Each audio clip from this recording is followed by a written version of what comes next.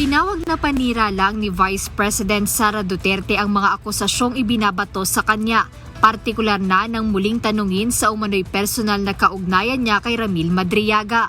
Paliwanag ng pangalawang Pangulo, hanggat walang ebidensya ay paninira lang ito na ang dulo ay harangin ang posibleng pagtakbo niya sa 2028 national elections.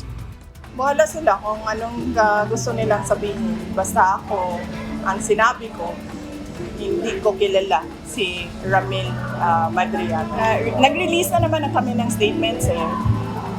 Kung lahat akusasyon lang, walang ebidensya, ibig sabihin, paninira lang yan. At kung paninira yan, connected pa rin yan sa 2028 presidential elections. Muling binigyang diin ni VP Duterte na hindi sinusuportahan ng mga larawan na inilabas ng kampo ni Madriaga ang mga aligasyon nito laban sa kanya. Paliwanag pa ng Vice Presidente, pawang walang kaugnayan ang mga ito sa nasabing mga paratak at kinunan lamang ito sa public events na dinaluhan niyang personal. May picture ako sa at least siguro 1 milyong Filipino.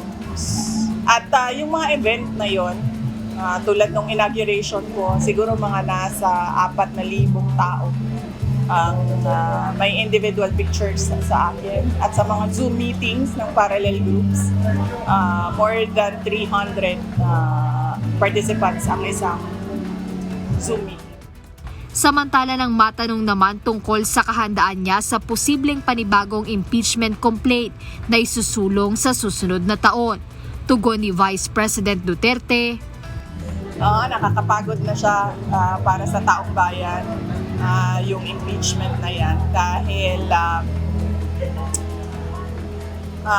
nakikita naman natin na wala talagang ebidensya yung kanilang mga reklamo. Totally for threats and harassment. Jedne Resina, UNTV News and Rescue. Diyos ang aming sandigan, serbisyo publiko ang aming pinahahalagahan.